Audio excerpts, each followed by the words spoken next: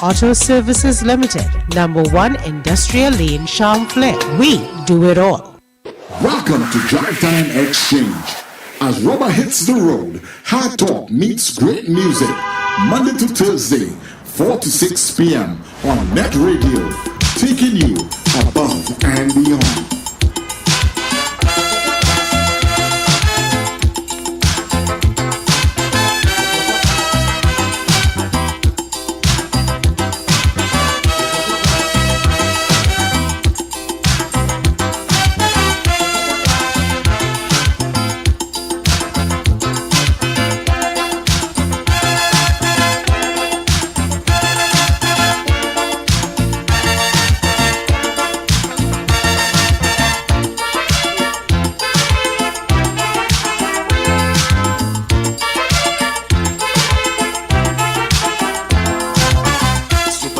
Are locked in a battle, fighting for control,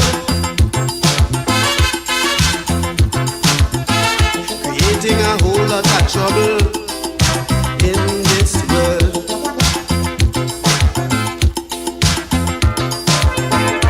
They keep talking and pretending how they care about world peace.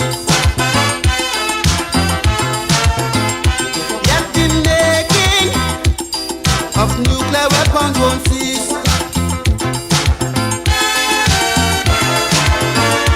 All their concern is to prove who is really super. While they confirm confrontation and war. That's why I say superpowers are warmongers.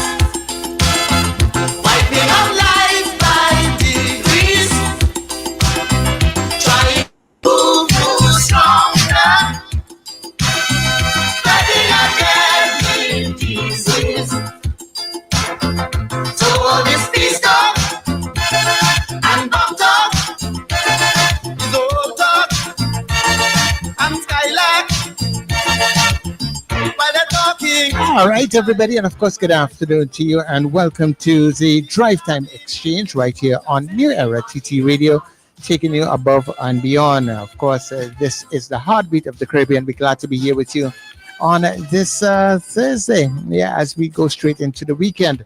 Of course, inside of the DriveTime Exchange on a Thursday, well, Wednesday and Thursday is none other than Andy Johnson. So, Andy, good afternoon to you. How are you doing?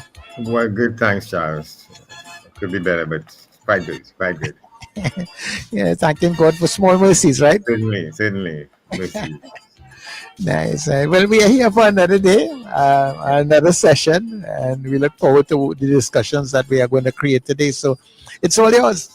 All right. Thank you very much. Welcome to our viewers and our listeners on this new radio TT, online radio TT. We're talking about an issue that we began to talk about in the last edition of the program with a couple of the people, but that is what is going to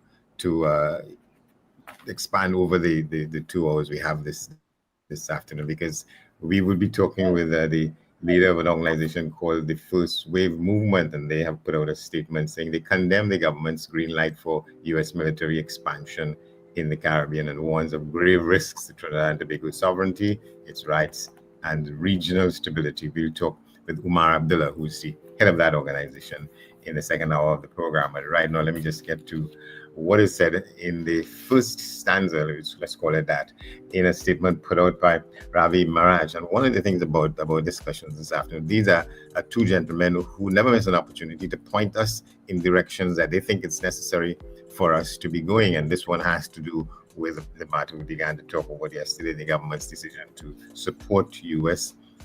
Stationing of military vessels in waters close to us, whatever the reasoning for it, that is under a debate. So we're talking about that with Mr. Ravi B Maharaj, and he says in his piece there, he's headlined it, "Peace and quiet are not the same thing." I just read the opening stanza for that, so we get a sense of what we're talking about. When critics of the position taken by Kamala Persad-Bissessar and her cabinet regarding ongoing conflict in Venezuela refer to keeping the peace, what they are really referring to is the quiet acceptance and the humanitarian crisis that has been orchestrated by the Maduro regime and the fallout that has affected both our nation and the CARICOM region at large. The refusal of the previous Keith Rowley administration to take a stance against Maduro simply due to their desperation for the promise of dragon gas is part of the reason that this conflict has been allowed to continue for as long as it has. In fact, I will go as far as to say that the complacency and compliance of the Keith Rowley regime was so severe in their desperation to overlook the atrocities that have been taking place in Venezuela, that history will remember them and this country as aiding a dictator in holding on to power at a time that the rest of the world had been mobilizing against them. And there are a number of other vital points made in this statement. We want to welcome him to the discussion. Good to see you, my friend. Hi, good to see you, Andy. Good afternoon to Sir Charles and all your listeners as well. All right, so let's talk about how you say it. You say that peace and quiet are not the same thing. You could have one without the other. Well, I mean, it's not about having one without the other. It's about the fact that, people are saying that how Trinidad shouldn't play a role in any intervention in what's going on in Venezuela. The U.S. have sent their warships and they are eager to see the end of the Nicolas Maduro regime, because for 2 elections now, there have been concerns that, these polls didn't take place in a democratic process. There was suppression of the opposition. There was the arrest of one of the opposition members in Venezuela prior to the election. The candidate had to change, all of these things. And, there is a sense that democracy has not existed in Venezuela for some time now. A lot of countries around the world have taken that position along with the US, and because of the crime that is now emanating from Venezuela and it's coming across to Trinidad and Tobago, it's making its way up to the US in terms of drugs, in terms of guns, and in terms of just criminals operating in all of these countries. The US saw the need to send their warships here. And there's also the other issue, which is that Venezuela is looking to march into Guyana as well, and looking to reclaim the Essequibo region for themselves, which has been, properly allocated to Guyana decades ago. So, I mean, all of these things are taking place, and people are saying, no, Trinidad needs to remain neutral and maintain the peace. But what peace are we maintaining? Is it the peace where we allow Nicolas Maduro to violate international treaties and charters and march into Guyana? Is it peaceful to allow all of these criminals to just spread throughout the region and traffic their guns, traffic people, traffic drugs, all of these things peaceful? And I say no. And what we are really doing is, we're just banging our head in the sand and allowing these things to take place. And just because we aren't saying anything, and this is what the Keith Rowley PNM administration was doing, they just allow these things to take place because there was a hope that Maduro would give us the dragon gas and we would have that pumping into the country, and then, we would generate revenue for that. And that was the cost of our silence. So I'm saying, look, we have a government now that's looking to actually stamp down on crime and to try to get back a semblance of civility within not only the country but the region. And when you look at the number of migrants that are coming across here from Venezuela as well, all of these things are part and parcel of the same issue. And the issue is that Nicolas Maduro is not there legally and needs to be moved.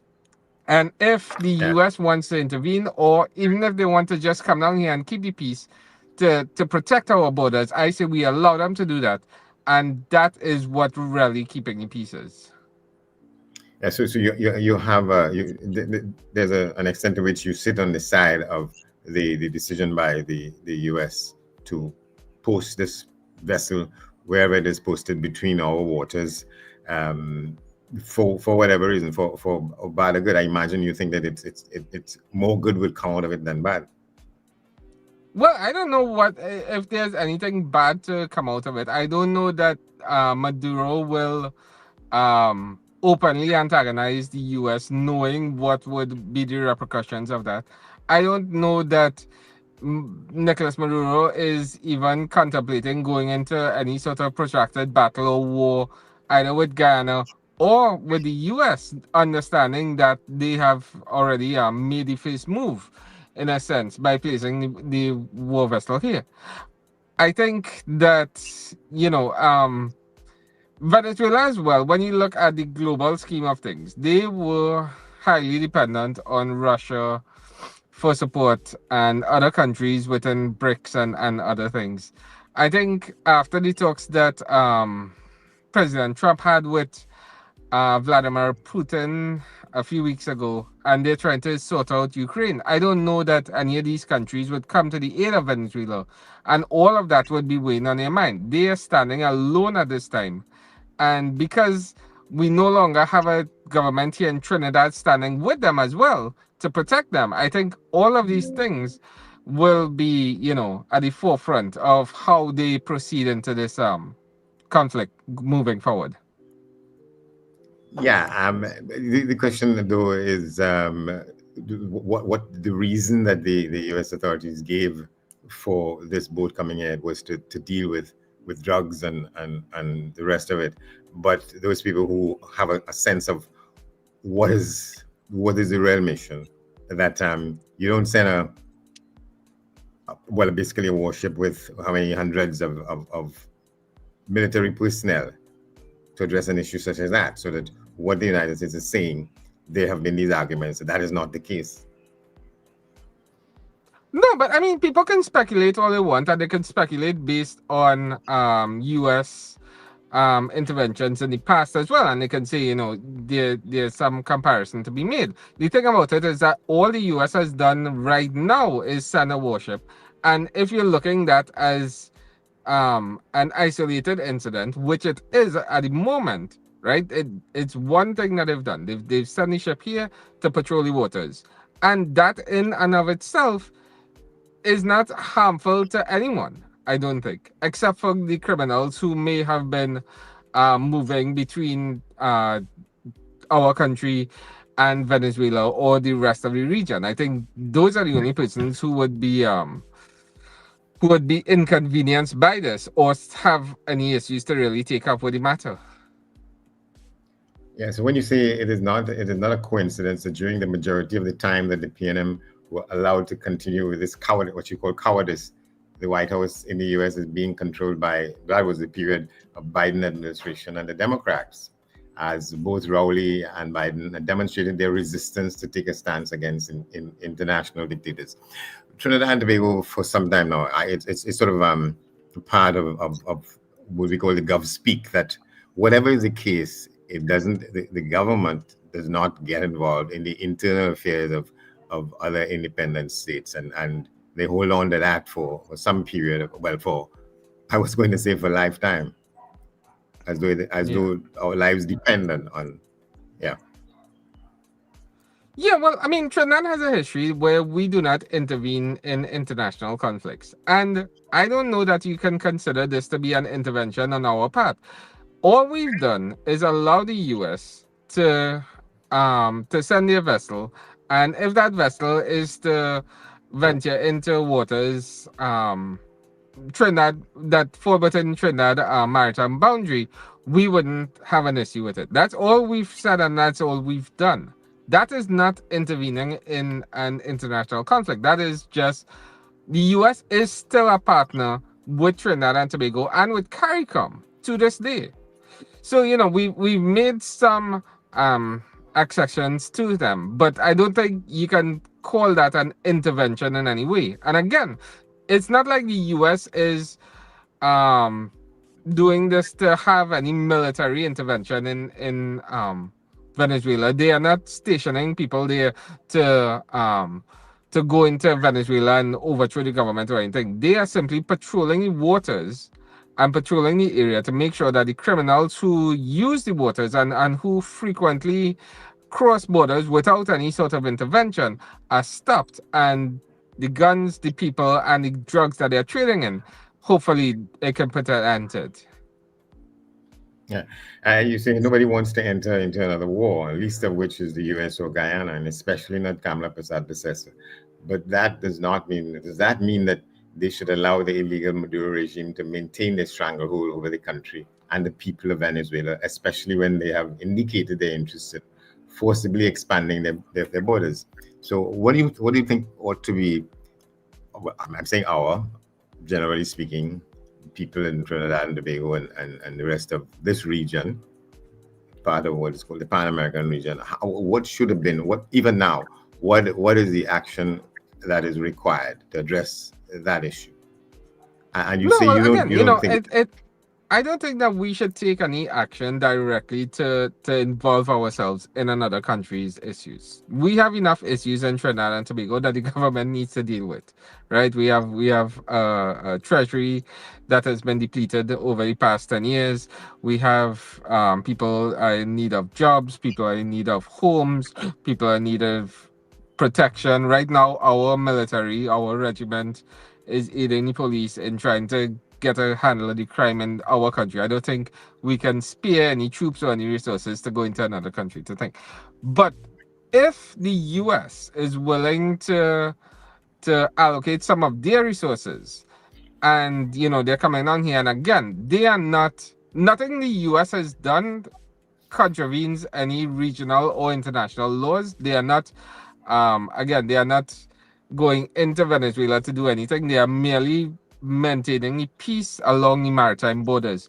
And I think if we allow them to do that, if we say, look, if this is what you're doing and you need our permission to come in, we will give you the permission. That is not an intervention of Trinidad and Tobago government. That is just saying, look, you're aiding us and you're assisting us in maintaining the border security of our country. We will allow you to do that. And that's all that's taking place. Yeah, you say that numerous independent observers have indicated their firm belief and evidence that Nicolas Maduro lost the 2024 election by a landslide, but is using his military might to maintain his rule, and this cannot be allowed or accepted by the region. So, so we, by and large, generally speaking, take the position that is what has happened. What do you? How do you expect it to be suggested it be treated with? By whether it's by the people or the governments across the rest of the region. No, if you remember, back in I think it was 2018 or 2019, right? This was after the first time that Nicolas Maduro. This is when he went up for re-election for the first time, and he went up, and there were issues with regards to the polls. Again, independent observers went into the country and said, look, there are discrepancies in how this poll took place, and we do not think it's a legitimate election, right? The OAS came out and said, look, we are not going to support the Maduro regime. The US said the same thing. Europe, most of the leaders of Europe came together and said, look, we're not recognizing the Maduro regime as legitimate, and there were sanctions placed, the US placed sanctions, all these things.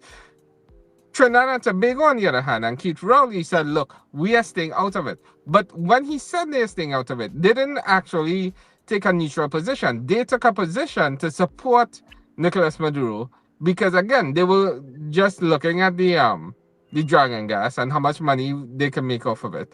And they said, look, we will support Nicolas Maduro even though the rest of the world is saying that he was not legitimately elected to the position of president. When the US said, no, we are going to support Juan Guaido, there's an argument to be made that wasn't the right position either, because neither person was legitimate. But the fact that we took a position and claimed that the position we're taking was a neutral stance was also false. Right? We were just taking the opposite position, contrarian position, and claiming it to be a neutral stance. But in fact, the government was siding with Nicolas Maduro. And that's what I'm saying. We cannot do that. If there is a resolution going to the UN, if whatever the international bodies are attempting to do, if any action is going to take place regarding this matter in the future, we cannot take a neutral position. We need to stand up and say, no, we believe that this is wrong. That is my stance. But in terms of any military position, in terms of any actual war and battle, I'm saying, no, we can't do that because we don't have the resources to do that either. Yeah. But you're saying that we could take the position as you articulated, even in the face of the almost certain fact or the near certainty that it will affect our relations and our access to the what is there, that we try to keep the flow going with oil from Venezuela, right? So we don't want to jeopardize that as your position. No, well, I mean, the only thing that we had with Venezuela, we had dragon gas, but I think that's pretty much dead at this point, because even if we were to go back into it, even if the US were to grant us a license to go back into Venezuela, the licenses that they are granting now is not to give Venezuela any money, and I don't think Nicolas Maduro would allow us to go back into an arrangement where they are not getting paid in hard cash. So, I mean, all of these things right now, because of the fact that Nicolas Maduro is holding on to the leadership of Venezuela, there can't be any trade or any dealings between our country and Venezuela. So, as a trading partner, that is dead. We have the US, we have Europe, we have these other countries, and you can't look at one country and point to that and say, look, we have treaties, we have arrangements with them, and just kind of ignore the rest of the world who we're also trading with. You have to be practical. You have to understand what the position of Trinidad is and how we have to deal with all of these other countries moving forward as well. But how does that square then, or does it square? Pointed out that where you say in the sort of the wrap-up sentence paragraph on the statement you put out, as such, if we really want to promote peace and harmony, then we need to remove the people who are responsible for upsetting this and replace them with democratically elected officials who can restore law and order to Venezuela and reintroduce diplomacy with its neighbors. How do we go about doing that then? Well, yeah, and I said, if someone wants to put something forward, if you want to go to the UN, if you want to go to International Criminal Court, if anything goes to any one of these agencies in terms of diplomacy, I think we need to get involved. Anything militaristic, anything in terms of a war or and people going into the country, we can't get involved in that. That's my position. And I think that is the position that the government is taking. I think they're allowing the US to come in and, again, patrol and do what they have to do. But I don't think that in terms of resources, we are going to put forward.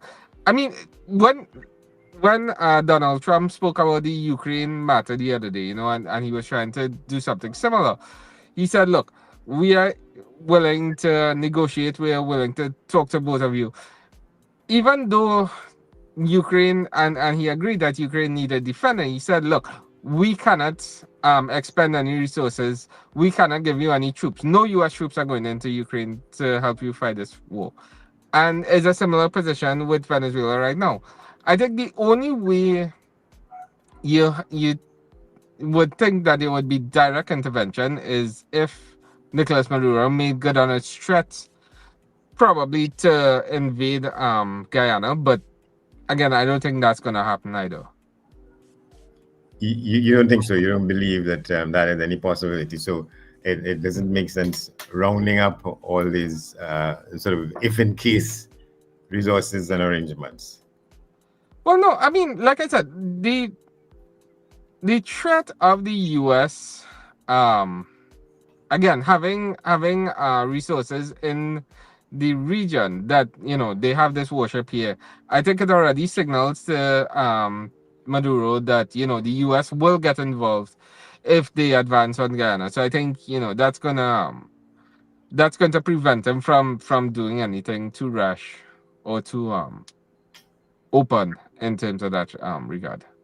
Yeah, and you don't feel that if it is really the intention of well, the current Venezuelan President Maduro, he will have resources at his disposal from other people and other those in the mega world who will come to his side Well, and his aid.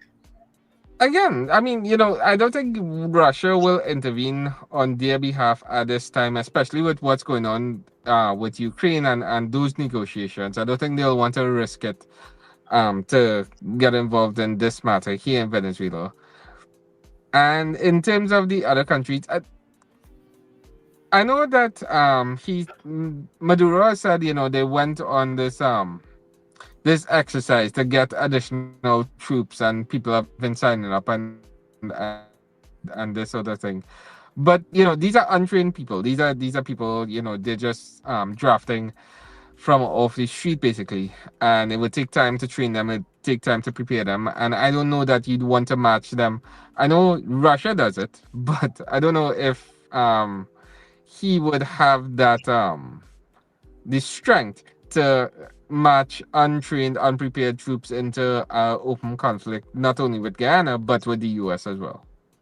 Yeah, and the argument around the idea or the ideal, if you want to call it that the region is a zone of peace, and that we must not do anything that even threatens, that even suggests that will upset that zone of peace. But there are people who argue that there's nothing in reality about a zone of peace.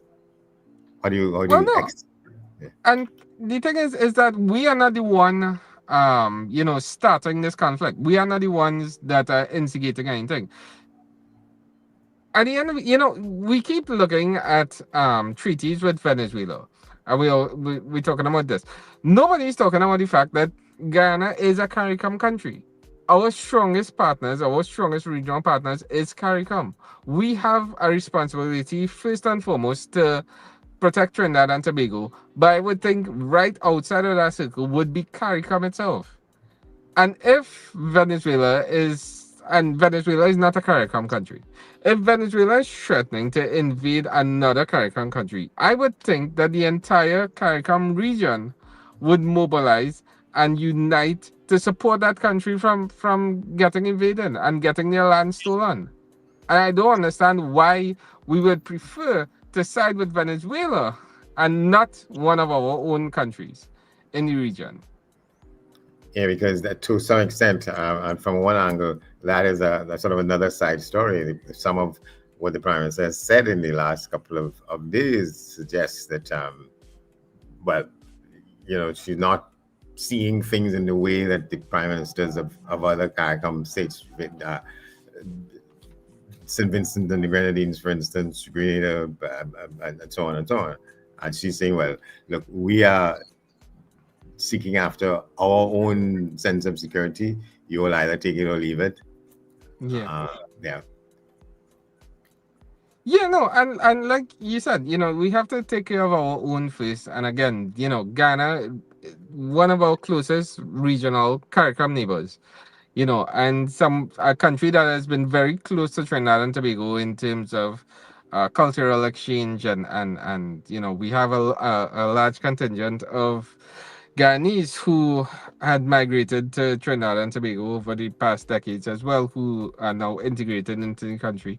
So we have that strong bond and connection with Guyana, both as individual nations and within CARICOM. And I don't understand, therefore, how we can ignore that and say, look, Venezuela and US and Guyana have this issue, and we are going to not take the side of the US, who is our largest trading partner. We're not going to take the side of our Guyana, who is our strongest diplomatic partner, but we're going to side with Venezuela, who, for all intents and purposes, is the outsider in this conflict, and who is also the one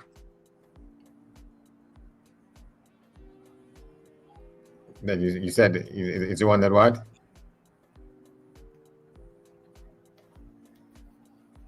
We seem to have lost you there.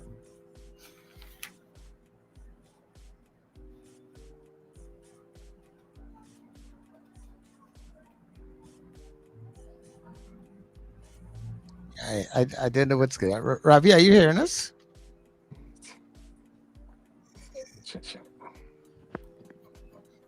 Okay, I see something that seemed to have gone on with his equipment. I'm seeing Yeah. seeing him trying to. You're back on train. Yeah. We just having a little problem. I'm not sure what it is. Oh no, it was just the I think it was the internet that was giving a little problem, but it's back up now. Okay. Yeah.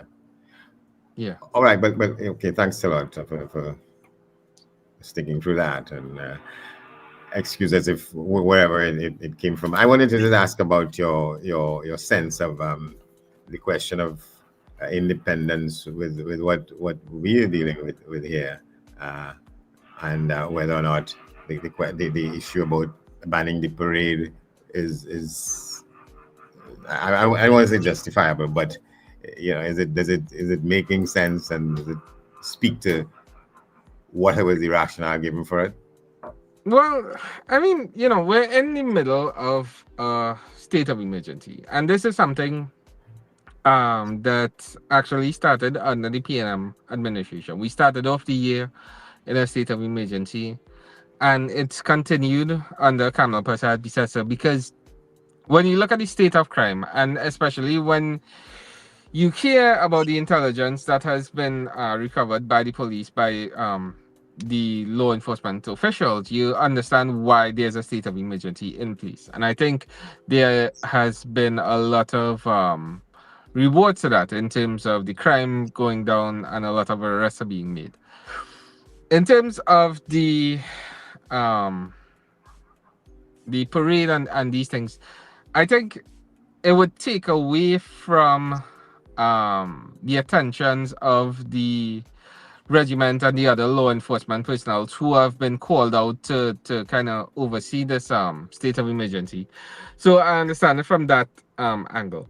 But on the other side of it, when you look at the people who are arguing against it and who are coming out, we have selective patriotism in Trinidad and Tobago, where we decide what we're going to be patriotic about and what we're not going to be patriotic about. And for something like this, I mean, how many people actually go to the savannah to watch the parade, or who watches it on TV when it's being aired? Do we watch it? Do we care when it's actually being there? No, it's not. You get a few hundred people at the savannah every year who come out, and for those people, I'm sure it'll be disappointing not to have it this year, 1 year. But for the majority of people, I don't think that they would care if we had it at all. But you get all of these people coming out and say no, or but when simpler things that are taking place in the country, when we ask for patriotism and those things, no one wants to support. But we want a parade, but we want fireworks in the savannah, because those are the important things, not the simpler things like don't litter, keep your surroundings clean. If you see something, say something, call the police. All of these things, following the laws, obeying the laws of the road. All of these things go towards patriotism, and nobody wants to uphold these things, but everybody making a fuss that there's no a parade and there's no fireworks in the savannah for Independence Day, and I just find that's a little bit hypocritical. Yeah, you think people are more hooked by spectacle rather than by nationalism? No, I think everything is political, and no matter what the government does, I think it's going to be a political decision, and I think people just looking for outreach, and we following the American model, where every decision is a political decision, and because it's a political decision, you're going to have people on one side who agree and the other side who disagree, and that's just how the world works now. So yeah, And I don't know to what extent you may have seen some correspondence from some people who identify themselves as humanists, people who don't believe in deities or one kind or another, whether it's Christian or other religious forms. And so they have their own issues about it, that not being considered equal partners in the structure No, that but we if have. someone considers themselves a humanist, then they of all people should agree that, upholding peace and having these law enforcement personnel outside, protecting the people and doing their jobs is more important than having them march up and down in the savannah for a few hours in the morning when only have about 300 or 400 people come out to watch them. Which one is more important? If you're a humanist, you should be on the side of protecting human life and having the law enforcement do that rather than walking up and down in the sun. That's my Yes. view. And so therefore you've not been a fan of the demonstrations and the spectacle that is created. It is said. No, What is I go to the savannah. Well, I've been to the savannah a number of times, and I mean, I like the parade. I like the fireworks in the night. I used to work at Hilton, and people used to book out Hilton for a couple of days just to see the fireworks in the savannah. So I understand what it is, but those are things that you can have when the country's at peace, when things going good, and when people have something to celebrate. The country as it is now, I don't know that we really have anything to celebrate. With the Cameron Pasabi government has just come into um office a few months now, and they're trying to get things back on track. The economy in the toilet. The crime situation is out of control. All of these things need to be fixed before we could go and celebrate independence. You can't say we are independent, but you can't come out of your house after 7 o'clock in the night because you're frightened criminals coming for you. You're hearing about all kind of things, people driving on the road. You're driving, you stick in traffic, somebody come at your glass and robbing you, taking everything you have. Somebody going by the savannah for coconut the other day, he leave the door open. Somebody rush in and grab your bag and go with it. All these things. Is that independence? No. We more we more dependent now on government to try to fix these things and solve these things than ever before. I don't know that we are independent and should be celebrating our independence if the country is in this type of state. So there are things that we need to be looking at.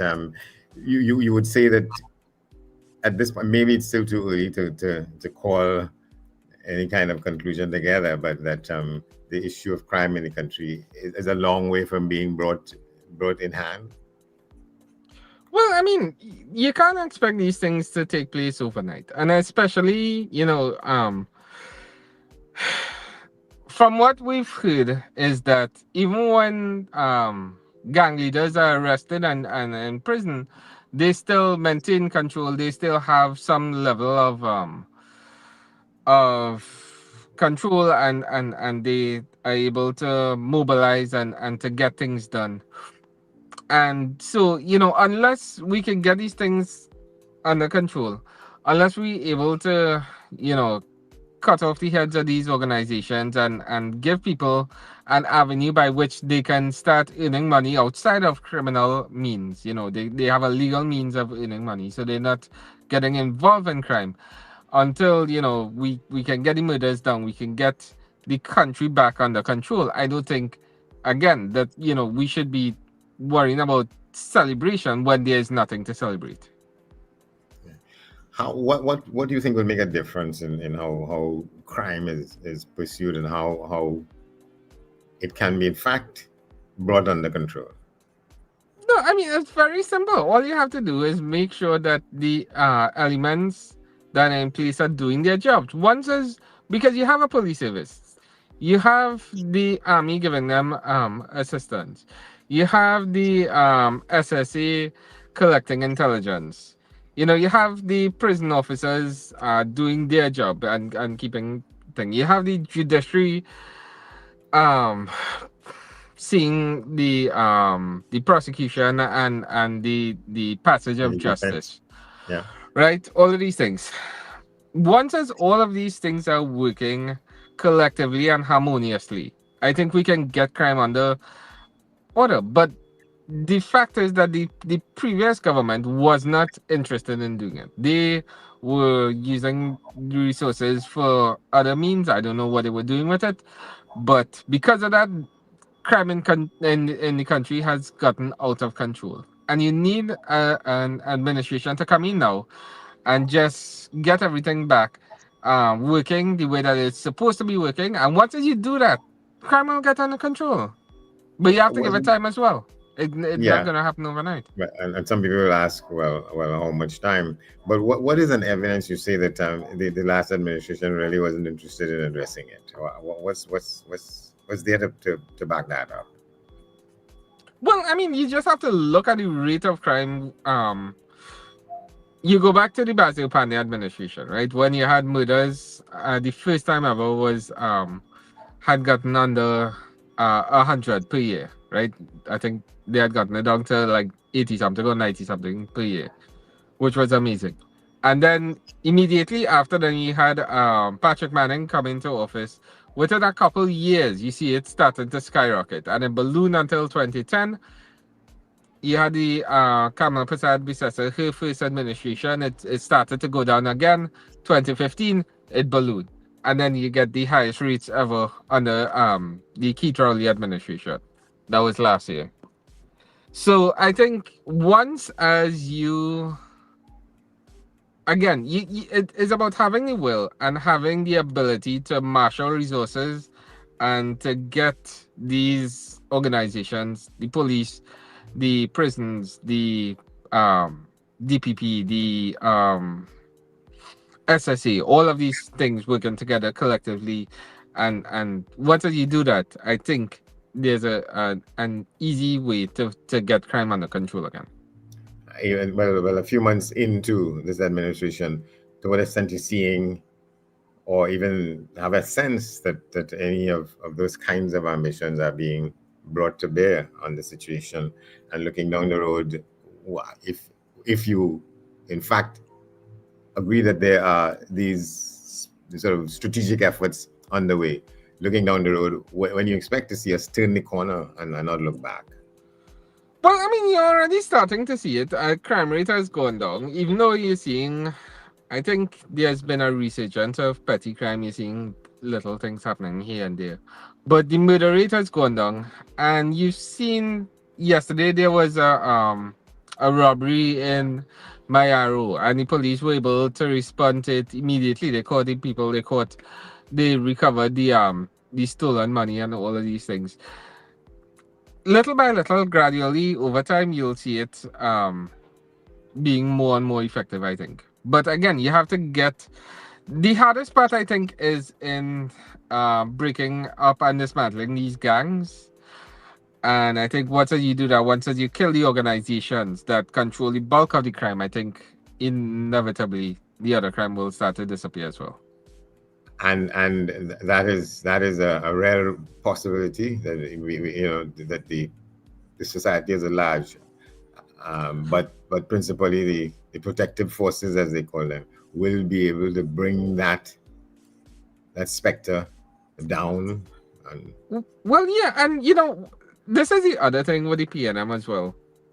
And again, it goes back to the Manning administration, and it's something that keeps being brought up, is that for some reason the PNM used to take gang leaders and criminal leaders and put them up on a pedestal, and you call them community leaders, and the thing about it, you can't discount that as well.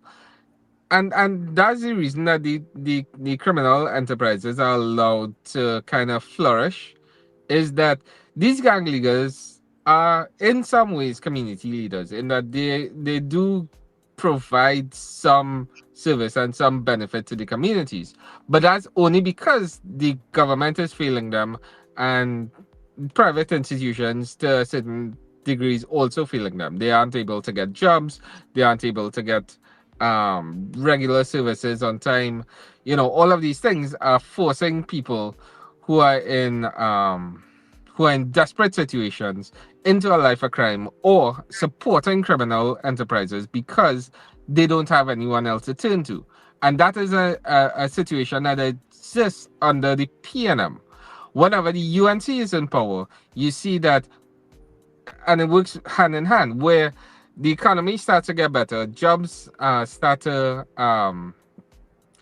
be created, people are more comfortable, people are more happy, and because of that, that also aids in crime lessening as well, because they have an alternative to going into crime and to supporting these criminal enterprises from growing and taking hold. All right, my friend. Thank you very much for sharing your thoughts, your insights. Sure.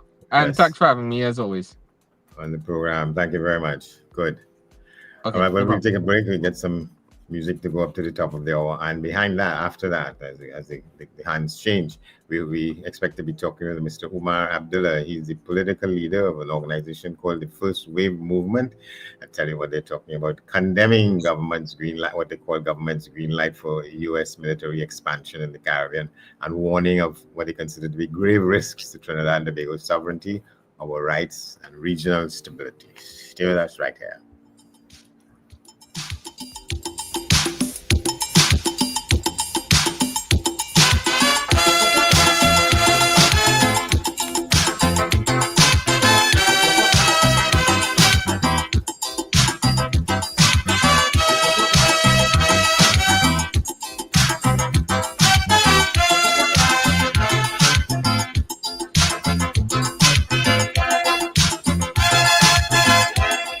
Join me, Brother David Muhammad, every Tuesday from 6 p.m. to 8 p.m. here on New Era TT Radio, Net Radio, Powerful Radio. Join me to hear knowledge, wisdom, and understanding.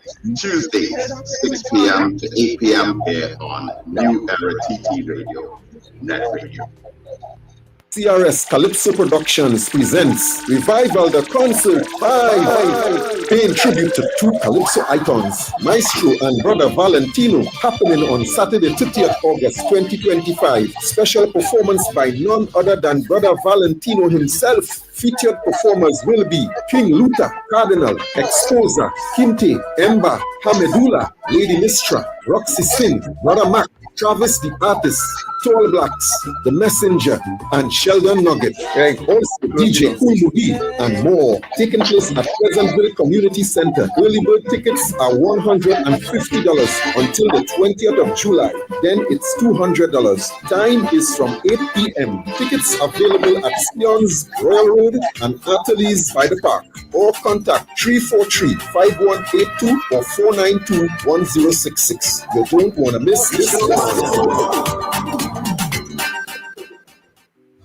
Men, women, tired of the invasive, painful old methods of testing prostate and breasts? The Institute of Health and Fitness Clinic and Wellness Center offers comprehensive and non-invasive diagnostic testing, which indicates the nature and extent of diseases and tests your nutritional levels. Our quick testing can identify early signs of problems by evaluating many of the bodily functions, such as male and female sexual function, gastrointestinal function, liver function, kidney function, thyroid function, heart and brain function, and also cancer testing. Results are comparable with other medical lab tests without the use of needles or embarrassing specimen cups, and is pain-free. We also offer all natural treatments. Visit us now at number 79 St. Vincent Street, Tunapuna, or call 492-7397 or 289-6363.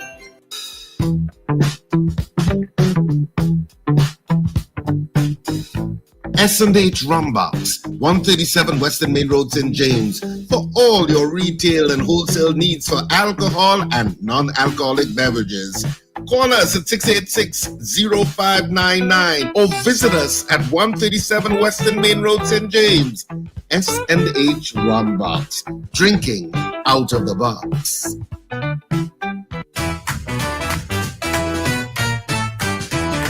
Advertise with us on New Era TT Radio, the fastest growing streaming platform for talk in Trinidad and Tobago.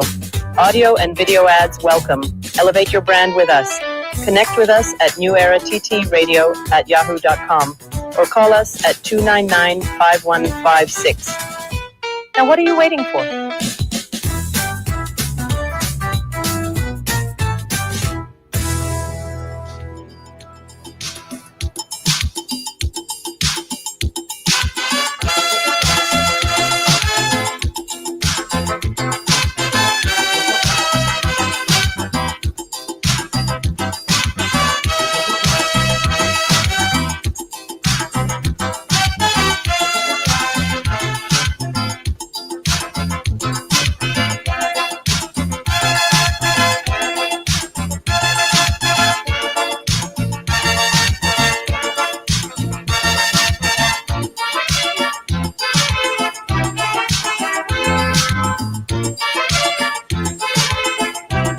All right, everybody. So we're bordering on 5 o'clock. And of course, this is New Era TT Radio, the heartbeat of the Caribbean, as we take you above and beyond. Remember, you can get us all day, every day at newerattradio.com.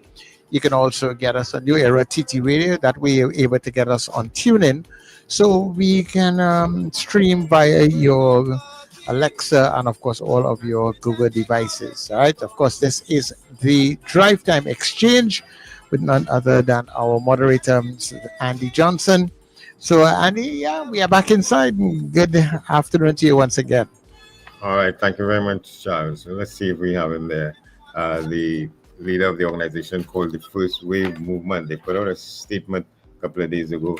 Here's some of what it's saying. The First Wave Movement condemns the government green light for U.S. military expansion in the Caribbean and warns of grave risks to Trinidad and Tobago's sovereignty, rights, and regional stability.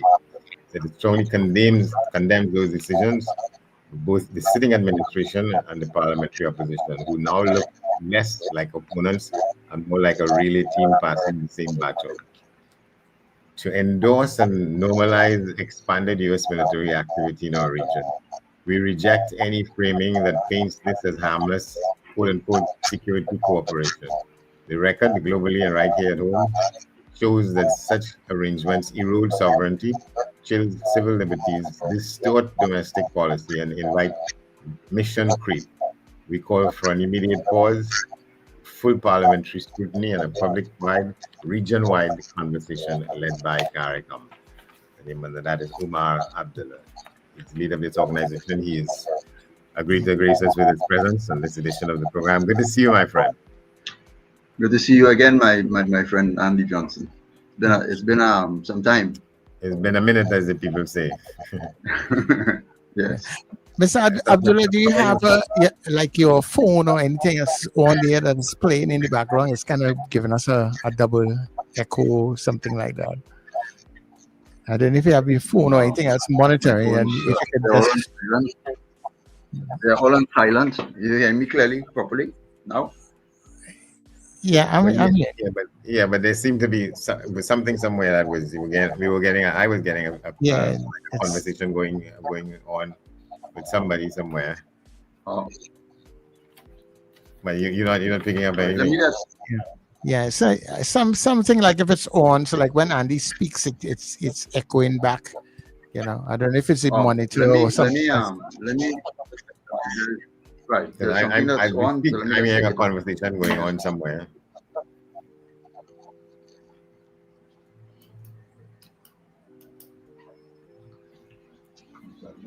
Yeah, so every time you speak, I'm hearing it going back to him. Yeah, but I'm hearing a voice even now as we talk. Something is somewhere on that he may be not aware of. Yeah. Right. So there's some chatter on the outside. So I'm just sending someone that to quiet the noise a bit. Okay. All right. Well, thank you very much. So let's talk about the issue. What you call the government green light for U.S. military expansion in the Caribbean and warns of grave risks to Trinidad and Tobago's sovereignty, rights, and regional stability. Yes, this is something of that's very, very concerning to us, and we may perhaps want to look at what is happening locally in our country as regards to the detention orders being given to detain certain individuals in our military facilities and so on. Could all very well be, you know, a smoke screen, you know, window dressing, if you want to call it that, a distraction for what really is at play. And if we are not careful in the Caribbean region, not just in Trinidad and Tobago, but within the Caribbean region, because there's a lot at stake here in the Caribbean. Recently, we've had new oil finds, gas finds, etc. There has been an interest by the United States to invest heavily in our gas and oil, you know, industry here in the Caribbean region. Look what is happening in our neighboring countries, Guyana and Venezuela. Look at what is brewing internationally. The sounds of war is being, you know, is being sounded, and we are now seeing where our government is opening our doorways to, you know, freely allow a foreign entity, and I must say this foreign entity is one of the major players in world politics, geopolitics, and you know, and influence in terms of economic trade, etc., etc. And we're allowing this entity to come into our region and, you know, involve themselves or to participate in the running of the affairs of our nations, our countries, by quote unquote, you know, indicating that they are assisting in the drug trafficking trade, they're assisting in the human trafficking trade, etc., etc. But I'll tell you all this, and I'll tell Greater Trinidad and Tobago this, and the wider Caribbean and the world. Our governments are not interested in solving or curbing the drug trade, gun trafficking, human trafficking. They're not interested in that. Why do you say that? They are interested in holding on to power. Anybody that threatens their seat of power, that is who they are going to target. And those are the persons whom they are be interested in. I was told that, that statement was made to me by a senior officer in our military apparatus a very long time ago, when I would have taken to him information regarding human trafficking here in Trinidad and Tobago. And he bluntly told me that the government, they're not really interested in these things. They would appear to the public to want to fight crime. They would appear to want to fight drug trade. They would appear to want to fight you know, gun trade and human trafficking and so on. But it's all window dressing. It's all to appease the people, to make the people feel that they are doing something. And I want to ask the question, since our independence to now, how many monies was allocated to the Ministry of National Security here in Trinidad and Tobago? To deliver what? A murder rate that has gone sky high, that they can never bring down back? That is what they have delivered? That is what they have given us? With all the monies that they have gotten and allocated to them in the budget. And this is just, we're talking about this budgetary allocation. We are not talking about foreign intervention. We are not talking about foreign aid and foreign help and logistics coming from abroad. We're not talking about that. How come up until now, we have not been able to tackle the issue of crime in Trinidad and Tobago, which have gone, you know, out of scale, and we have not been able to address the drug trafficking problem in this country? You understand? We have not been able to curb the gun trafficking, and we have not been able to address human trafficking. How come? Yeah. What are we doing wrong? And why today do we need the intervention of the Americans to come in here to do what? The Americans created the drug trade in the first place. Do your homework and go back in history and see for yourself. Who created the drug trade? Who encouraged and formalized and helped build the cartels in South America. Who was the one who did that? Wasn't the CIA? There are many reports in it. Go and look at it. So we don't need their intervention here in the Caribbean. We have very smart minds in our region, and I think with the right type of approach and the right type of study, I think we'll be able to curb what we have as an infestation of crime, drug trafficking, and human trafficking, gun trafficking, whatever. We are able to deal with these things on our own, but we have to be serious. We can't play, this game that we play, this political game that we play every general election. Oh, we're going to do this and we're going to do that, and so on and so forth. Whenever the PNM is in power, we see there's a drastic increase in murders and crime. Whenever the UNC is in power, that statistic sometimes somewhat goes down. All right, as we would have heard our commissioner of police saying that crime has murders have gone down. Murders have gone down. You understand? What are we doing wrong? Right? I could sit down with the government.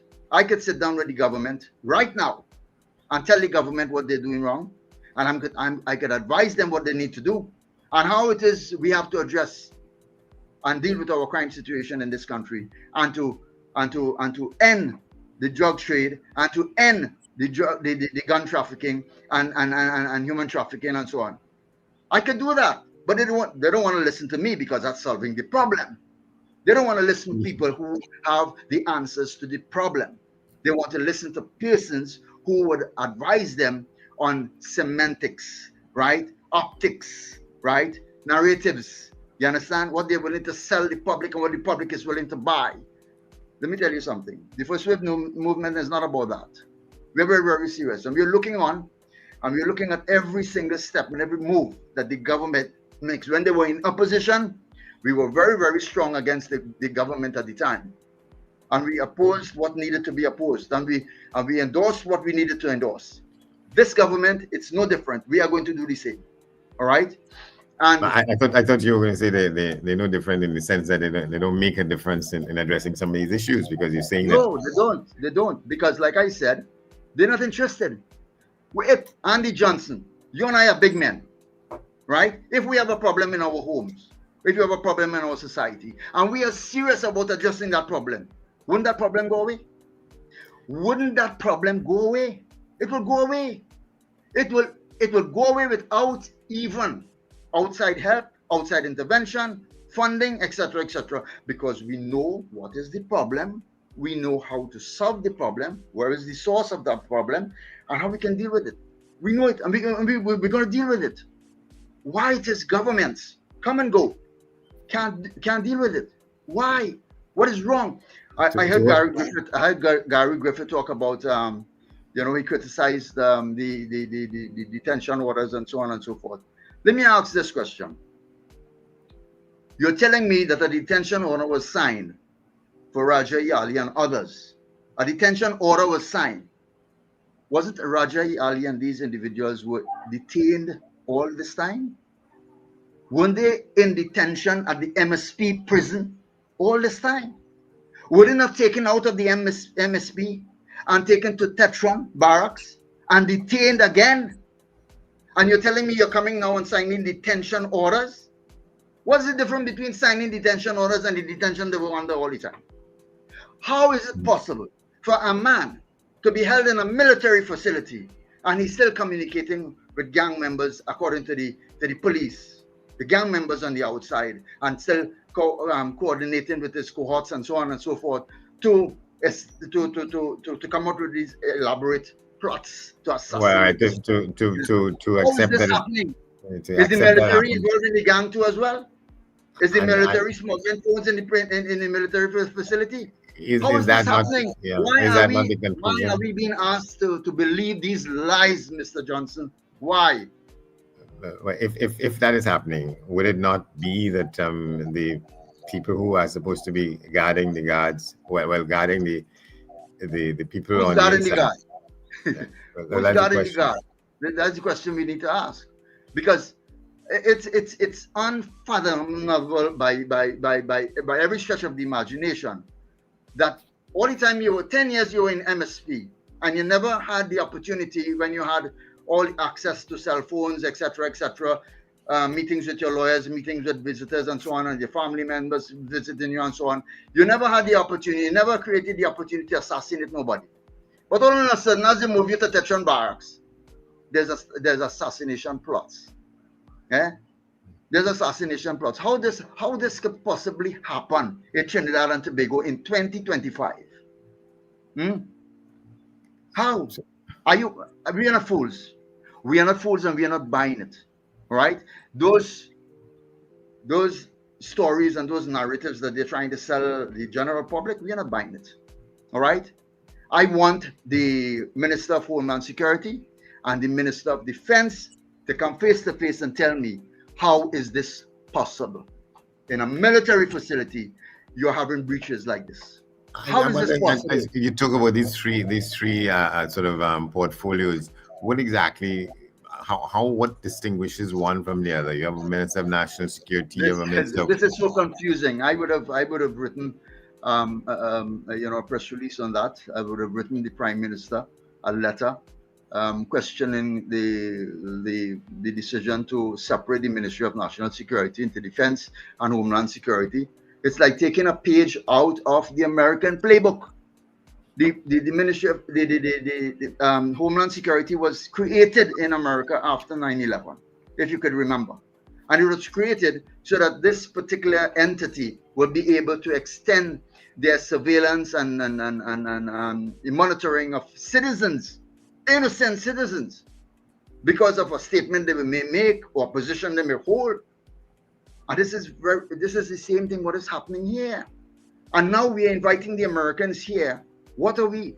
Are you telling me that you are so naive to believe, based on the American history in the Middle East and other parts of the world, and you know it's by no stretch of the imagination, America has been involved in the assassination of numerous world leaders and the destabilization of governments all over the world.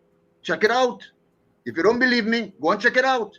What is going to make you believe that they're coming innocently in the Caribbean and they don't have such intentions? It will start off as, and that's why we call it the term that I used, the mission creep, right? Which is an expansion of a program beyond what it is really supposed to be, right? So instead of they coming to address the drug problem, what is going to stop them from saying, oh, we don't like the statement that Umar Abdullah made, right? Let's start monitoring Umar Abdullah. Let's start monitoring his friends and his family, etc. Let's build a profile and all these things. What is going to stop them with the agreement that they have in place? What is going to stop them from doing that? But isn't it a situation that you monitor? I'm not selling drugs. I'm not selling guns. I'm not involved in the human trafficking trade.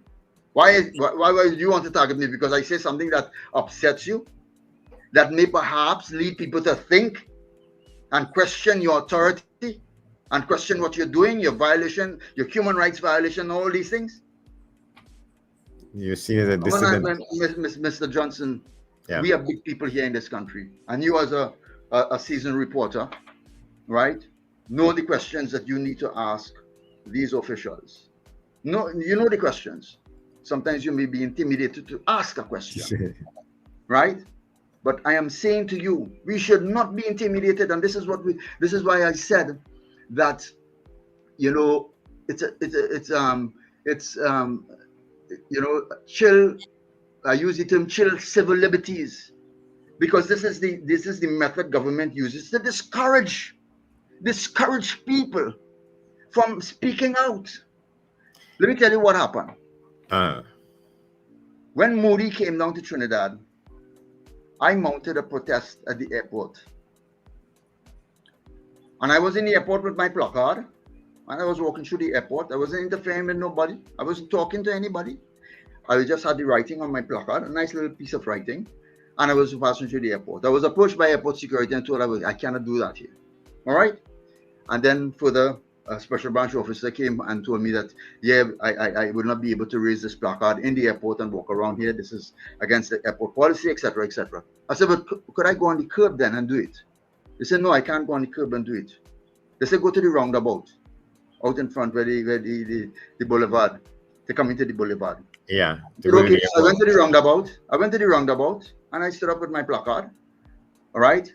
And a battery of police officers together with khaki uniform officers came to me and said, I would not be allowed to do this here.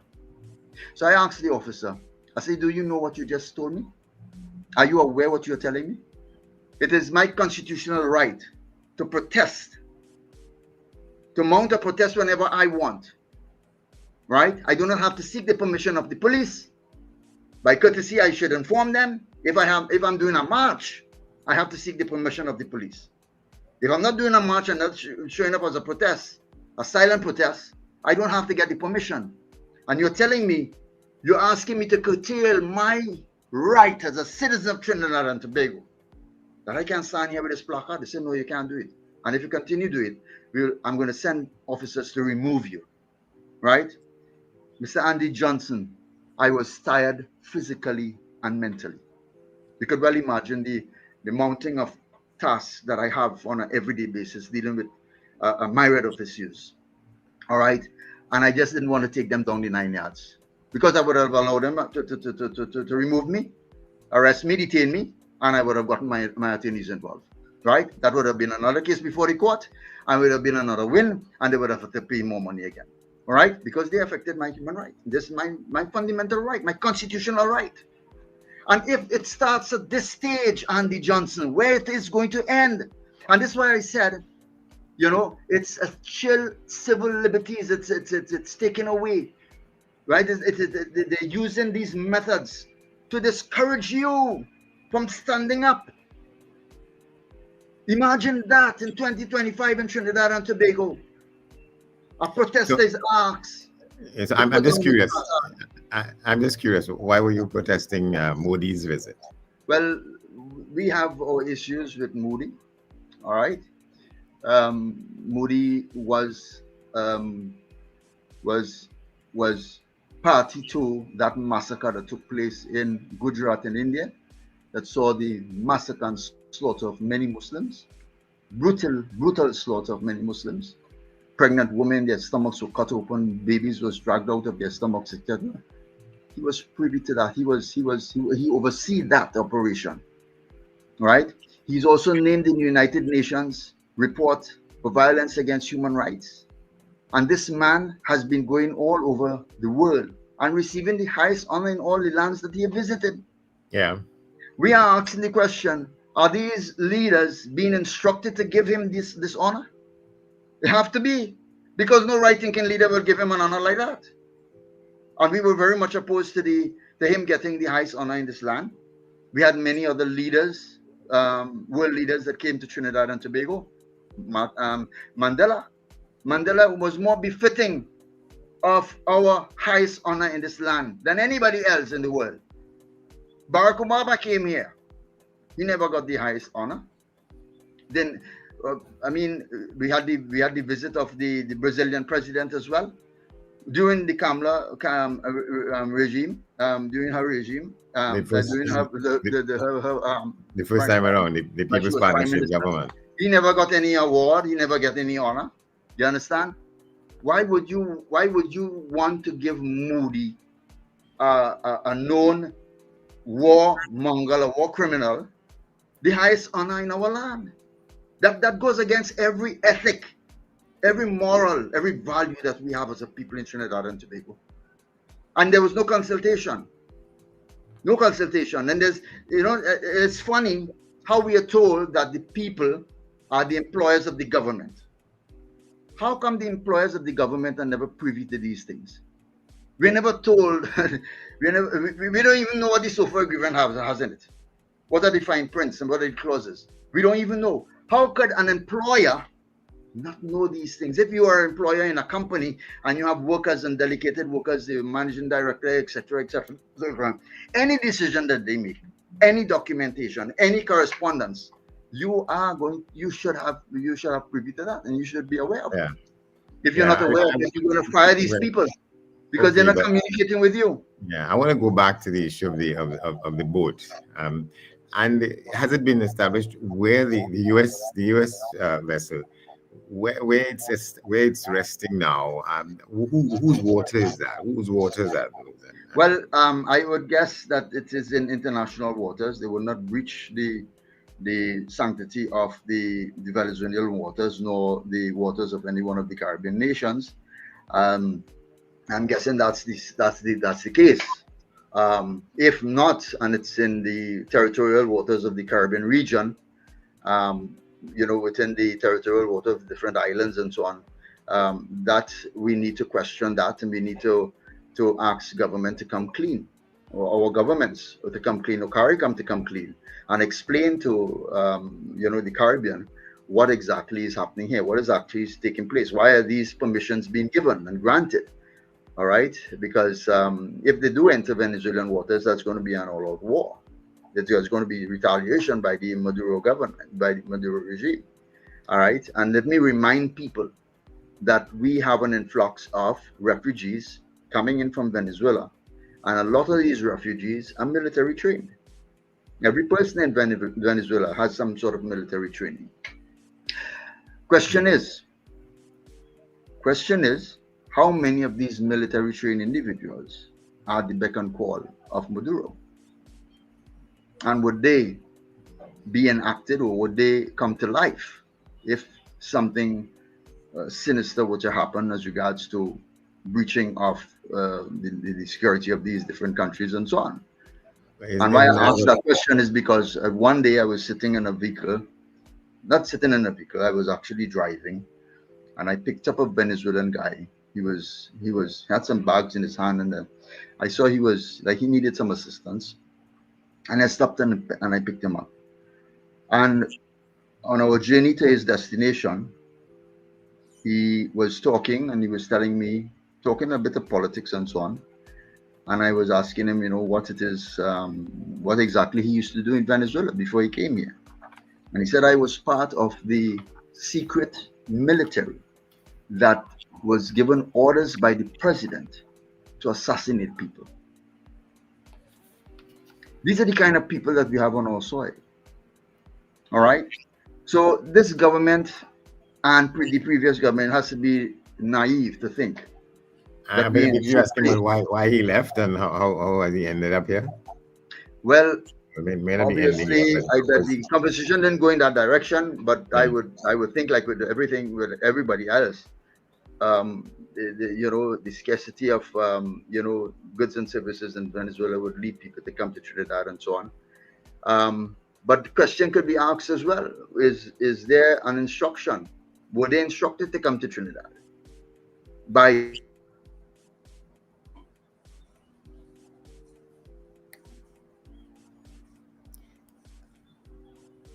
Man, I think we lost. We are losing you there. Let's see what can happen.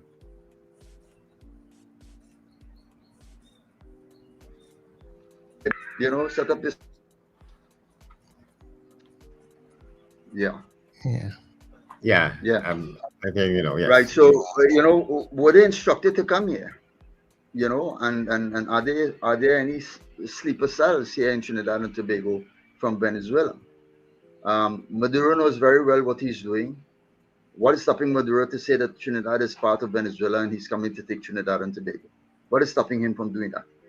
He boldly told Guyana that the Essequibo region belongs to him.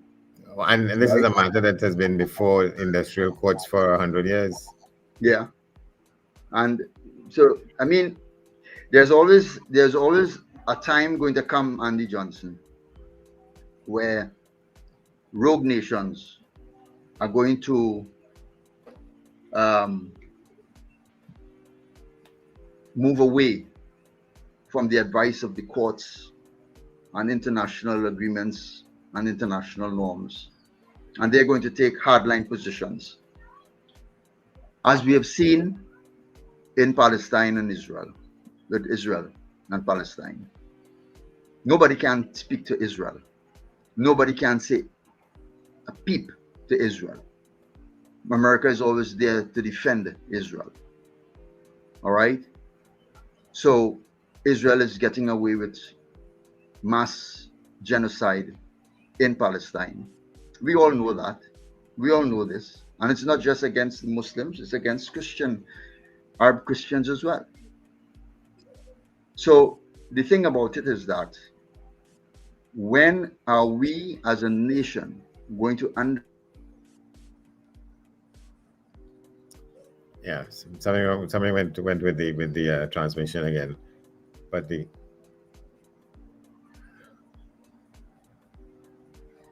yeah, it may be the internet feed in the band, you know.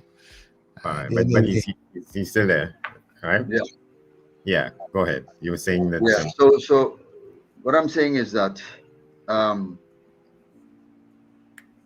maybe we as a nation are still in the baby stages of understanding geopolitics, understanding international dynamics, and what is at play abroad. We have failed to recognize and pay attention to history. What was the same fate of those countries that allowed America to interfere in their politics? We have seen it. We have witnessed it. What is to say that if America is not in agreement with certain of the UNC's policy, what are they going to do? Are they going to mount a campaign to destabilize the government and to see that another government, a puppet government, comes into place that will be aligned with their agenda, to carry out within their agenda? Are we going to see that happening in Trinidad and Tobago? Are we going to see that happening in the Caribbean region? You have no feelings, no restraints on people hearing you and reading some of what you put out. Let's say in this particular issue, but I mean of issues past, that you're being alarmist unnecessarily. No, I am not. I could guarantee you that.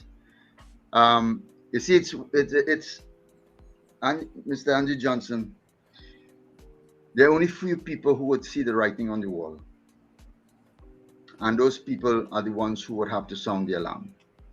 They would have to bring the information forward. They would have to bring the facts. And that media release that I sent out, it was loaded with references. So you can go and research the topics yourself and analyze it yourself and see if what I'm saying is not true or there is something to be concerned about. Yeah. Right? And I'll tell you this, Andy, Mr. Johnson. In 2020, in 2002, 2003, 2004, 2005, all those years, when the government and the military and the police were gunning after me, all right? I was a person of interest at that time. The FBI used to visit places that I would visit and question the individuals there. They used to park up in front of my house and watch me on my house whole night. And when I move in the morning, they follow me for the entire day. They were doing this when we didn't have Trinidad, yeah? In Trinidad. They were doing this when we didn't have a single legislation in place. They were doing this, right? So now tell me, now we have legislation, we have agreements, we have arrangements. What do you think they're going to do? They were overstepping their boundaries, their borders during that time, and they're going to overstep it again. Pay attention to history. History is there for a reason. History is there for that was happening. That was happening without the support or concurrence of the local authorities. Or you don't think without. I'm telling you, without. I have witnesses who is willing to come forward if they're not scared to come forward and say what it is they went through. I used to rent. I'm saying this because I want people to understand the dynamics that's at play here and what is possibly going to happen. I used to rent vehicles from a rental company in Gasperal. I'm not calling the company name. And those vehicles had GPS. So I was being monitored 24/7. Wherever I go, they used to follow me and so on. They went to the owner of the company and told him to stop renting me vehicles, or else they're going to come at him. But they threatened him. Who was it? He told me that he would have no other choice but to comply to their demands. And yeah, who was the day in this case? Who's the day? The special branch and the FBI. Okay. Right. The FBI. And he had no other choice but to comply. So I said, okay. He told me if he had any vehicle that didn't have GPS, he would have rented me the vehicle. I said, okay, no problem. So I started hiring taxis. The first day I hired a taxi driver from my area. I went out with him, spent the entire day. We went around and so on, did my stuff and so on. 3 o'clock in the morning, officers broke into his home, kicked down his door, and threatened him and his wife. If they ever see Umar Abdullah in his car again, they're going to kill him and his wife. This is what happened in 2005, 2004, right?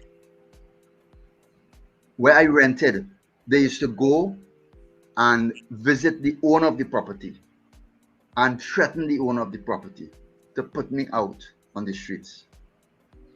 And they would come and they would tell me that they can't go through this no more, and I would have to leave. One owner, he even hired a truck. He got another place for me to rent.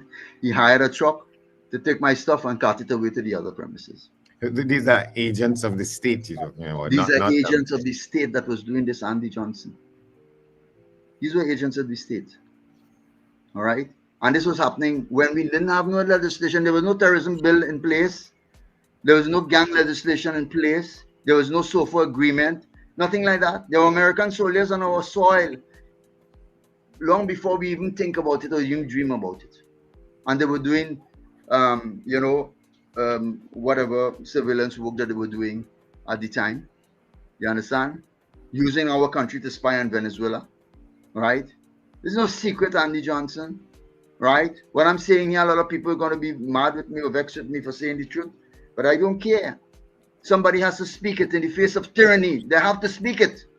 Right, and you're putting the current discussions and developments about the U.S. vessel and the position the Prime Minister has taken, so in a basket near that, because you say here the first wave movement strongly condemns the decisions of both sitting administration and the parliamentary opposition, who now look less like opponents and more like a relay team passing the baton to endorse and normalize expanded U.S. military activity in our region.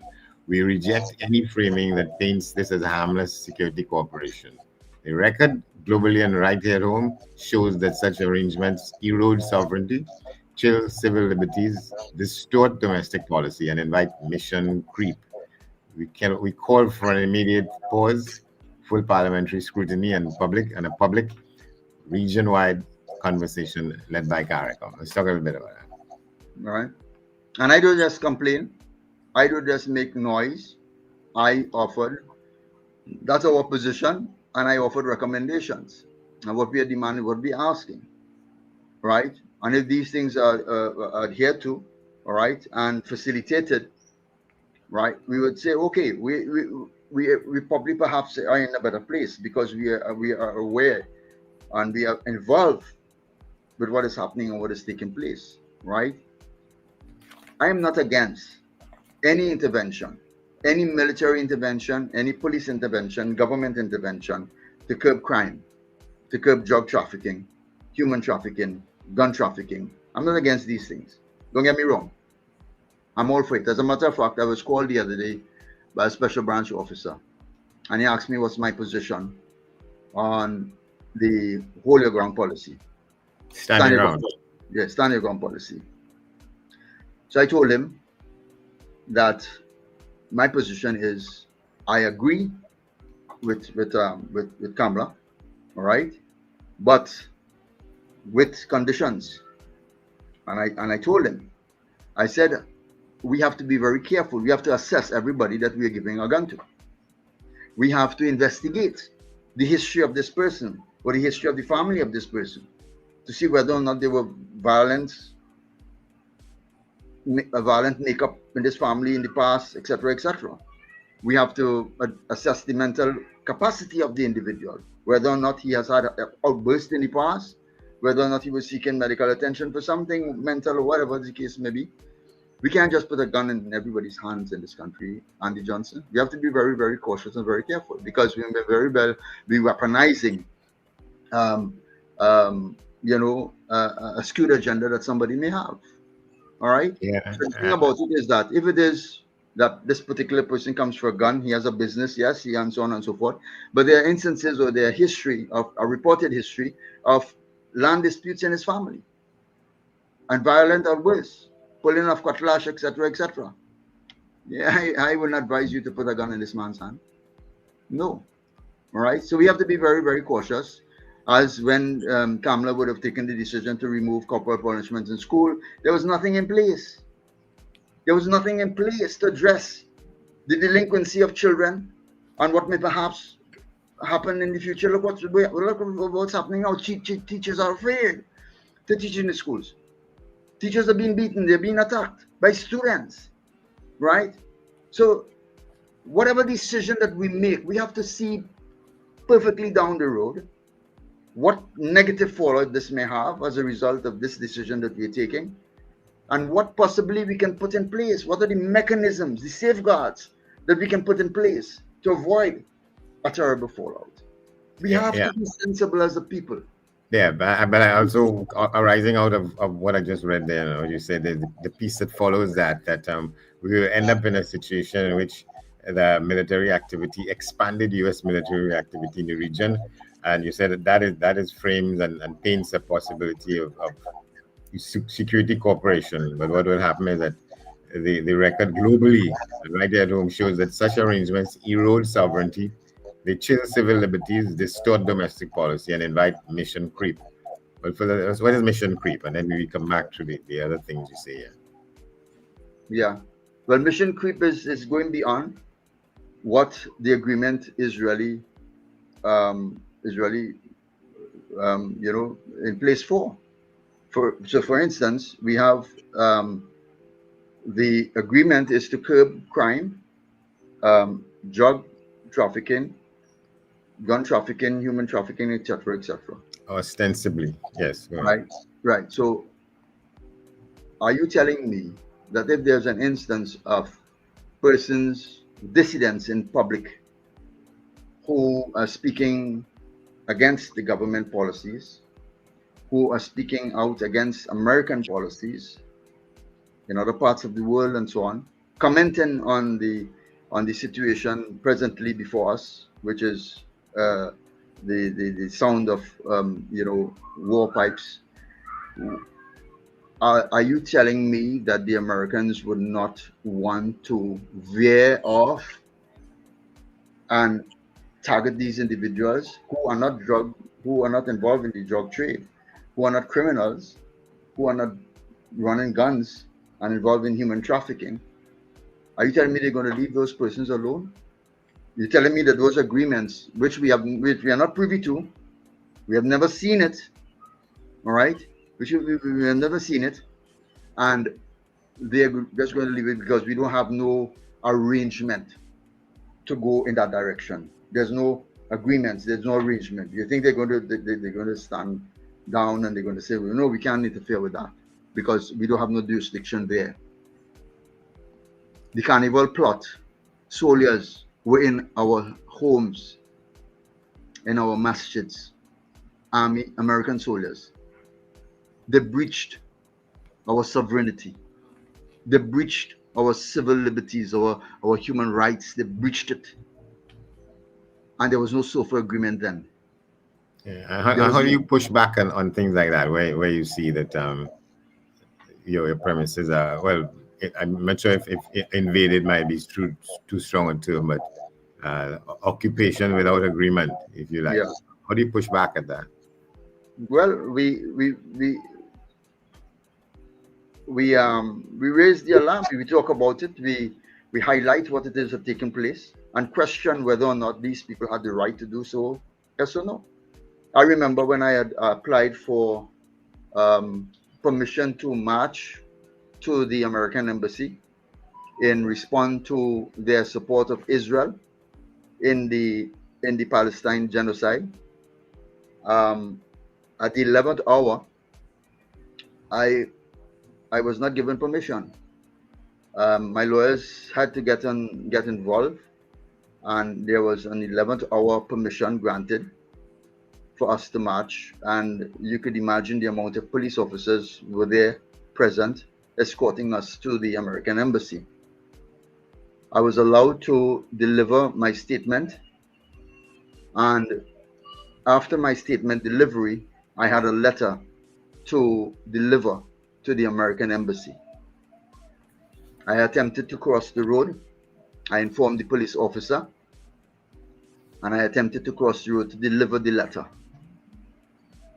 When I was halfway across the road, an American soldier, I could hear the clicks of his gun, engaged to shoot me on sight. If And it came to that. I was immediately pulled away by our police officers. And I could remember what I told our police officers. I said, this is Trinidad soil. I said, you're telling me that I cannot walk in front of the American embassy, which belongs to us, the citizens of this country? I quite agree that their compound is limited. I'm not going to breach their gates. I'm going to simply go to their gates and ask someone to receive the letter. All right? You're telling me that I, as a citizen of this country, was unable to cross the road to go in front of the American embassy with the presence of all these police officers and their guns? Are you telling me that this is where we are at? Are you telling me that you are allowing this foreign agency, this foreign entity, to dictate to you what you can allow your citizens to do and what you cannot allow your citizens to do? I was just asking the question to the police officers.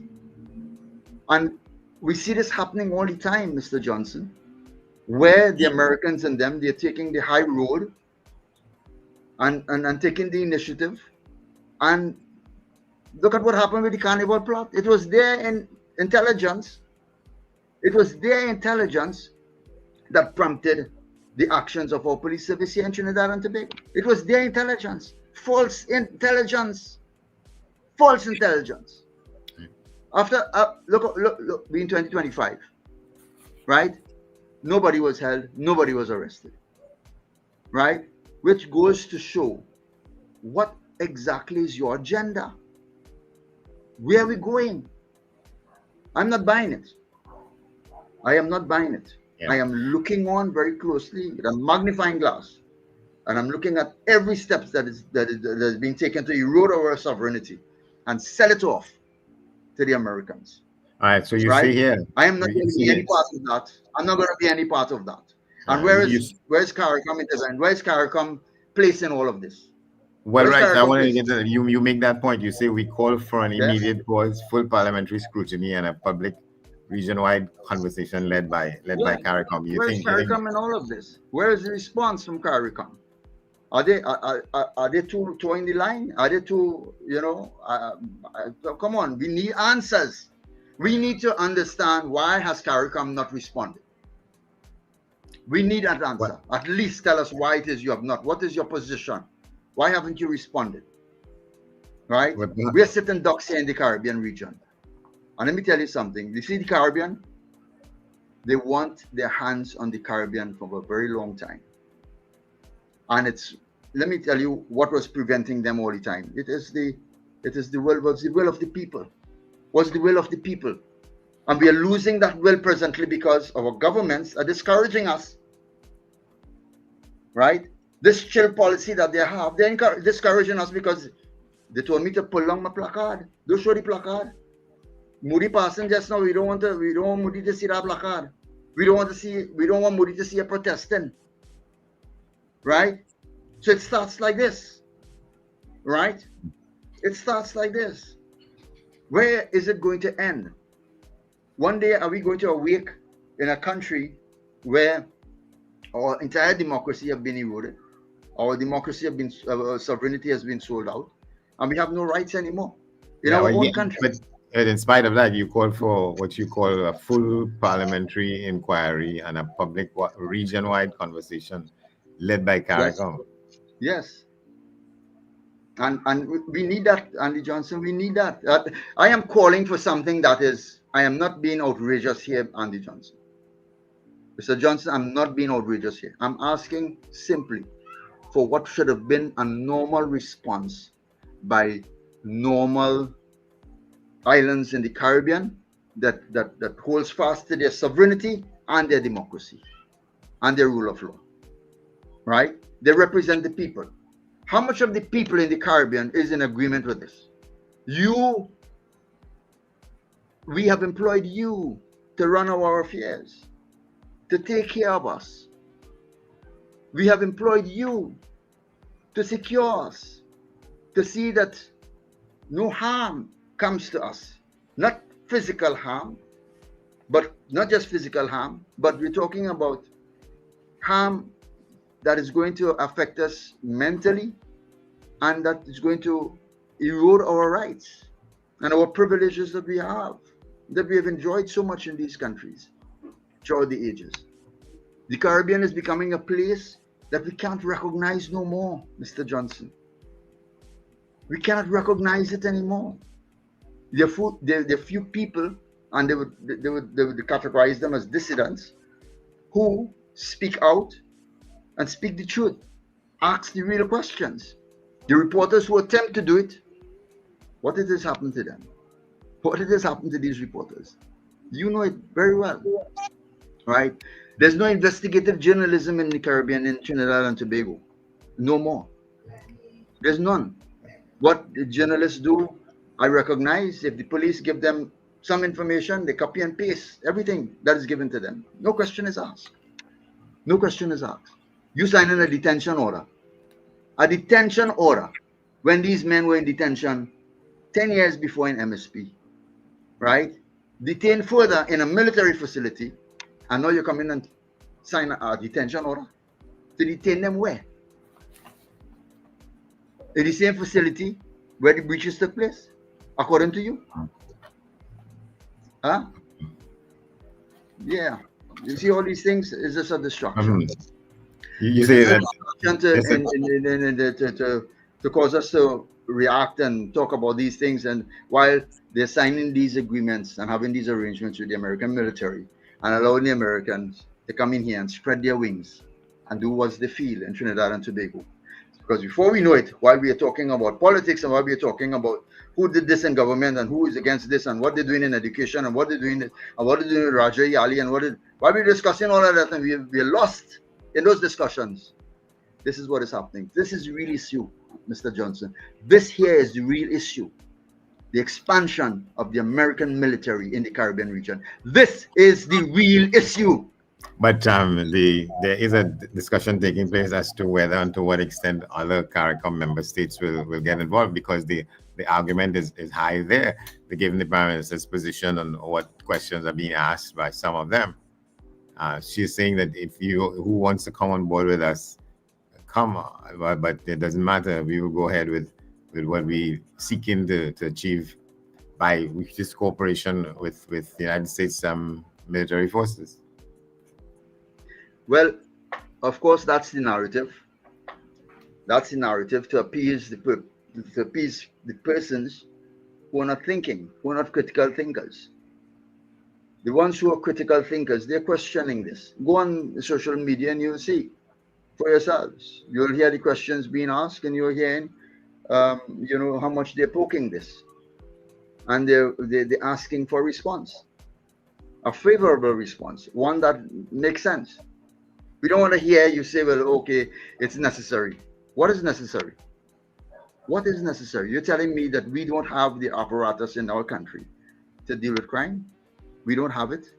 We have to invite the Americans to help us to deal with our crime situation in the Caribbean region. the infiltration of the drug cartels within our countries and so on? Who is allowing the drug cartels to bring in the guns and the drugs in our country? No, me and you, Mr. Johnson. We're too small. We're small fries. We can't do that. It's the people who are the shakers, who are the wealthy persons in our country. People who have the money, people who have the wherewithal to do it. Right? Up to now,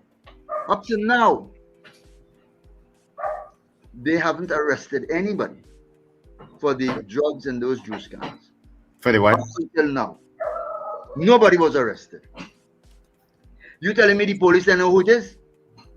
I am telling you, Mr. Johnson, and all of Trinidad and Tobago, and all the police who's listening, all the military people who are listening, all the government ministers who are listening, I am telling you, they all know who that person is. That right? You're sure of that? I am positively sure. They all know who the person is. Right? Hence my point. They're not interested in that. They're interested in who are the ones who are threatening their seat of power. The ones who are a threat to their system, the policies. That's the one they're interested in. That's the one who they'll be profiling. That's the one who will be paying attention to. But it seems that this particular issue is going to cause some further turbulence and turmoil in the regional integration movement, no? Of course, that's going to happen. It's not too far-fetched to think that there's going to be a serious fallout, a negative fallout. In fact, Trump is by no means, the type of person that we can predict. He's not the type of person that that is predictable. He could change his mind on any issue at any given point in time and give some flimsy reason for it, right? We've seen his actions in the past and statements, etc., right? We have to be very, very careful. You would say he's not reliable as somebody one can depend on and lean on for anything he says or does today, because he's likely to change it tomorrow. Yeah, I am saying that he's a very unstable leader, and we can't afford to have such a leader, calling shots here in the Caribbean region, go direct in anything in the Caribbean region. He's the commander-in-chief of the American Army, right? He decides which button to press and which one not to press, when to press it, and all of that. That's his decision, his final call. He has the final say. Are we trusting our security in the Caribbean region to a man like Donald Trump? That's what we're saying. Commander-in-chief of the American Army, Donald Trump. Are we going to do that? No. I think this is supposed to have been given more thought by the Kamala administration, and I'm not too sure if she would have had this conversation with her colleagues, members of her team. I am not too sure if that conversation would have been, fleshed out in the right way, because by any stretch of the imagination, someone within her party or within her government would have disagreed with that. And then there seems to be need for a gathering of all the CARICOM leaders to pursue some of these issues, including her declarations about whether they want to come on board or not. Yeah, right. And the fact that she's saying that, it means to say that nobody was on board. She didn't get the permission of anybody. She didn't have consultation with anyone. How could you open up the Caribbean region to something like this without consultation, without CARICOM being involved? How could you do that? I am saying that we are not in a nice place. It's very frightening. It's very concerning to us. What's going to happen next? How would we see these agreements being rolled out and expanded beyond its function and its role? That is definitely going to happen. It was happening before with all these agreements in place. They were breaching our security apparatus here. They were breaching our rights and our sovereignty and so on, long before this. And I have examples of it. And I can tell you that these people don't play nice. They don't. In reality, we are really in some turbulent waters here as we speak. We are in turbulent waters. At certain times. We are. And Mr. Johnson, I'm telling you again, we have military personnel from Venezuela on our shores. And we have to ask the question, were these people planted here? Were they instructed to come here? Is there some some ulterior motive? We don't know. And we may never know. But when we would realize that we made an out in all of this, when there's nowhere else to turn, when there's no way to turn back the hands of time. All right, that's a good point at which we could leave it at. We'll have to probably do a sort of follow-up sometime from now. Let's see how things are going. But Umar Abdullah, political leader of the First Wave Movement, thank you very much for sharing your sentiments. Pleasure being here. All right. Thank you, Mr. Johnson. You're very welcome. Well, Charles. Yeah. That's it for this edition of the program. Once again, thanks a lot to our listeners and viewers.